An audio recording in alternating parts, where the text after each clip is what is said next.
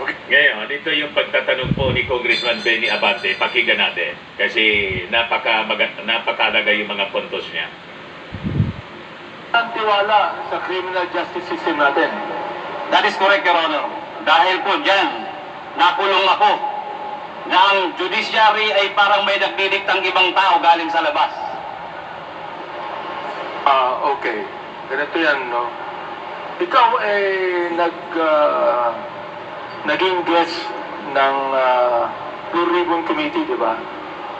Nag-testify ka ron, di ba? Opo, Your Honor. Yung bang testimony mo sa Blue Ribbon Committee at yung testimony rito pareho? Hindi po, Your Honor. Bakit? Nandun po ako sa committee. Ibig sabihin, doon sa Blue Ribbon Committee, nagsinungaling ka, pero dito, totoo sinasabi mo. Ito po, Your Honor, yung totoo dahil hindi na po ako takot ngayon na lumaban. Wala na akong nakatarak sa dibdib ko. Sagutin mo ako, sa Blue Ribbon Committee, under oath ka, nagsinungaling ka. Yes, Your Honor. Inaamin mo ngayon yan. Yes, Your Honor. At under oath ka ngayon, nagsasabi ka ng totoo dito sa aming committee. Yes, Your Honor. Ito po yung totoo. Alam nyo kasi, pagka minsan nanonood ang taong bayan Hindi ba? Opo. Napakahirap paniwalaan na magsasabi ka ng iba sa Senate Moving Committee, ang sabihin mo dito, iba rin yung sinabi mo, at dito, ang binabanggit mo, katotohanan. Paano kami maniniwala sa'yo? Your Honor, yung katotohanan po ngayon ay inilabas ko dahil tinatakot ako nila during that time. Marami pong nangyayari during that time. Marami pong namamatay. Ngayon po nakita ko po na maganda ang pagserbisyo para sa hustisya ng ating bayan. Kahit po ano po ang gawin ko noon, kahit sino pong siga during that administration, sa dami ng namamatay, kunting salita lang, nawawala sa bayan, sa lipunan. So ngayon po, ang tamang panahon, inantay ko po, Your Honor. Kung mahaba, may kunti pa akong kwento, Your Honor, para about 4 years ko sa kulungan.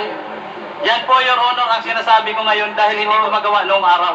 So, Mr. Guba, naniniwala ka na itong committee ito may mga gawa para sa justisya mo? Yes, Your Honor. And I am praying for that, Your Honor. Okay. Under appeal ang kaso mo ngayon. Sapagkat life Yes, ma'am. imprisonment ka, di ba? Under appeal ang iyong kaso ngayon. Yes po, Your Honor. Okay. Hindi ka ba natatakot bumalik sa kulungan pagkatapos ito? Your Honor, sana wag na muna doon. Makahanap muna ako habang sa ibang kulungan na safe naman ako. Pero para po sa katotohanan, Your Honor, I have to do this. Para po sa bayan. Yung basihan ng kaso mo ay tungkol sa Dangerous Drugs Act. Di ba? Opo, Your Honor. Bakit? I mean, akala ko ba gusto mong sabihin sa amin yung mga tao na tungkol sa droga.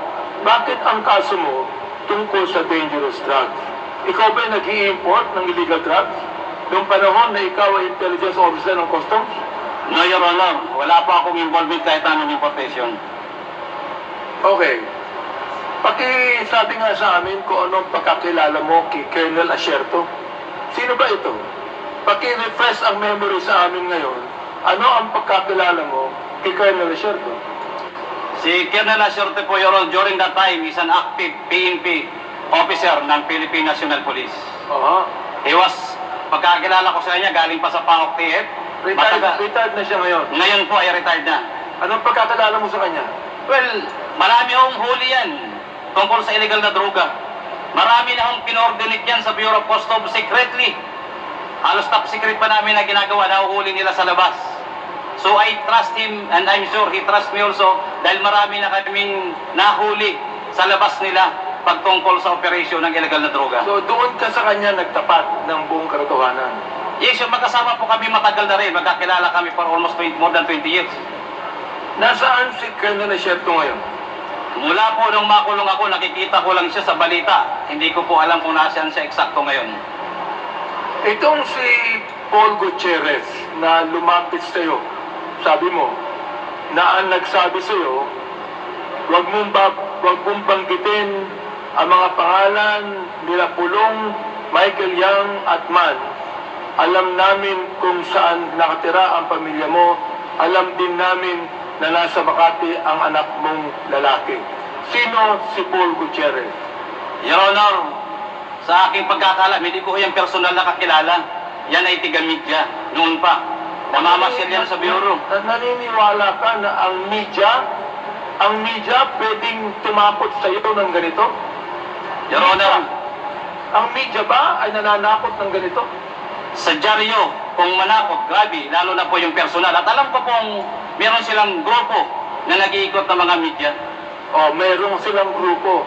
Yes, Your Honor. Mr. Chair, inaamin din po at nagpe-testify si Mr. Guban na meron pong grupo ang media na katulad ni Paul Gutierrez. Ganun ba yun? Katulad po na nagsusulat sa dyaryo nila, Paul Gutierrez, sa tabloid. Okay. Ano ang pagkakilala mo kay Benny Antiporda? Bakit siya nadamay dito? Your Honor, hindi ko gaano kilala yan, except his name. Bini Antiporda at saka naging National Press Club. Doon ko na lang siya nakilala kay Paul Gutierrez sa mga sinabi niya. Hindi familiar raw sa akin. Ang alam ko lang po sa Bureau of Customs, sa intelligence report namin, namamasyal. Pero ganun lang, wala po akong kilala na ano pa man sa Hindi mo kanya. siya kilala masyado. Hindi po. Hindi mo alam na siya ay media rin. Alam ko lang po dahil nasa National Press Club. Nababasa ko rin po yan minsan sa news na he was, I think, became a president of the National Press Club. Ito pong Miss Mangawang na saan to involved? Ito Miss Mangawang. Siya ba ay kasama sa BECA ba? Trading shipment? Ano, Your Honor, si Miss Mangawang ay empleyado po, Deputy Collector ng Bureau of Customs. Empleyado ng Bureau of Customs. Bureau of Customs. Opo. Ang nasabi niya sa'yo, tinanong ka niya, anong magagawa dyan sa shipment na yan, kinaparing Benny Antiporda yan, I replied to her, wala na akong magagawa. Huli na yan. Bakit ko nasabi yun? Opo, dahil talagang nandun na, apprehended na, properly reported na, at alam kong malapit ng buksan. Tapos ng buksan pala. Ayon sa'yo, pinagilala ka ni Henry, yung Henry. Sino yung Henry? Si Henry po isang negosyante, like Filipino-Chinese businessman, na nagkukuha rin ng mga kliyente galing China, galing abroad, Nakukuha ng? mga kliyente na nag-i-import, din binibigay niya sa broker niya para makalabas sa Bureau of Customs. So hindi siya broker ng Bureau of Customs. Hindi po siya licensed, negosyante lang. Okay. Nagpapacilitate ng transaction. Pinakilala ka ni Henry kay Nilo Abiliera Jr. o mas kilala bilang Small, na ang sabi mo ay First District Councilor ng Davao. Tama ho ba yun? Opo, Your Honor. Hanggang ngayon ba ay siya ay konsyal?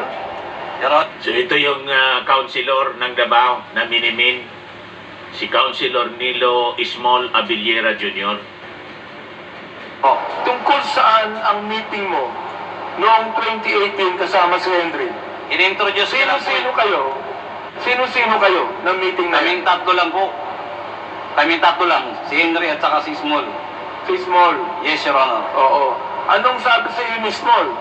Ibig sabihin, itong si Small, nabanggit niya ang pangalan ni Michael Yang. Yes, Your Honor. Nabanggit niya ang pangalan ni Congressman Pulong Duterte. Yes, Your Honor. Nabanggit niya ang pangalan ni Atty. Manscarpio. Yes, Your Honor. Okay. Ito, kilala ko po itong si Congressman Pulong Duterte. Sino si Atty. Manscarpio? He is the husband of then Mayor Sara Duterte. Siya ang asawa Yes, Your ng Honor. ating Vice President? Now, Vice President, Your Honor. Ha? Yes, Your Honor. Nakakasiguro ka? Yes, Your Honor. Involved siya? Yes, Your Honor. Under oath ka? Opo, Your Honor. Ruben? Oo. Matindi itong ina-accuse mo sa mga malalaking tao. Naunawaan niyo ba ako? Opo, Your Honor. So, siya ang naatasan na mag-facilitate ng mga release ng shipment nila sa customs. Sa pagkakaalam mo, ano po ba ang business nila? Business ni Small, business ni Michael Yang, business ni Congressman Pulong, at business ni Manscarpio. Importation po. Importation, Yes, Your Honor. but not necessarily drugs. Generalized, Your Honor. Pero according to our reports, may palaman na drugs. At yung iba ay may drugs. Uulitin ko, nabanggit mo dito na mayroong shipment sila Michael Yang, Pulong Duterte, at Atty. Manscarpio, at trabaho ni Small ang mailabas ito mula sa customs. Kanino nakapangalan ang mga shipments na ito? Your Honor, marami pong consignees, yung mga missing containers. Maraming consignee. Yes, Your Honor, until now, I'm sure. Ibig sabihin, hindi nakapangalan dun sa tatlong yun. Your Honor, sila ang parang impluensya. Hindi naman sila naglalakad kung sila ang nag-impluensya, kung sino ang dapat kausapin, sila magsasabi. So, ibig sabihin, hindi ka nakakasiguro sa testimony ni Small na ang may-ari ng shipment ay yung tatlong nabagit mo pangalan. Sinasabi niya, Your Honor, na kanya yun dahil nagbibigay ng pera eh. Paano ka nakakasiguro na sinasabi niya totoo? Your Honor, napabanggit niya mismo na nagre-remit siya ng pera. Ano yun? Nagre-remit siya ng pera Nagre-remit siya ng pera kanino? kay Pulong at Mans. So, Mr. Chair, meron na naman Si Abinera. sinasabi ngayon. Habang Na dapat nagkikwentuhan na sila. malaman na si Small ay hindi lamang tagapag-release ng mga shipment sa customs, pero siya ang nagre-remit ng pera sa tatlong nabanggit. Yung po ba? Yes, Your Honor. Pera ng ano? Yung po ba yung pera sa droga o pera sa mga shipment na iba? Sa halo na po, pera sa shipment na lumalabas, yung mga nawawalang container, may regular, then kasama na sa Pero nakakasiguro ka, yung shipment na yan na dumating na nakita mo, merong shabu. Your Honor, yan po ang hinuli namin na magnetic lifter na mayroong laman siya po. Nakita mo. Ako po, Your Honor, ang isa sa mga printing officer. So nakita mo yung shabu. Yes, Your Honor, together with PDEA. Ilang toneladang shabu ang nakita? 355 kilos, Your Honor. 55 kilos. 355 Mr. kilos. Sir, sinasabi niya muli na hindi niya nasabi kanina na ang laman ng shabu at ang bigat nito at ilan is 55. 355 kilos, Mr. Chair. Medyo mahaba-haba na po yung tanong ko. Ngayon pa lang ko po tatapusin yung tanong ko. At mamaya po, tulad ng sinabi ni Chairman Karap Paduano, we will make a motion to invite all of these names mentioned by Mr. G.B. Gaban to attend our committee hearing. Thank you, Mr. Chair. Matindi mga kababayan. So, may susubaybayan tayong teleserye sa Kongres.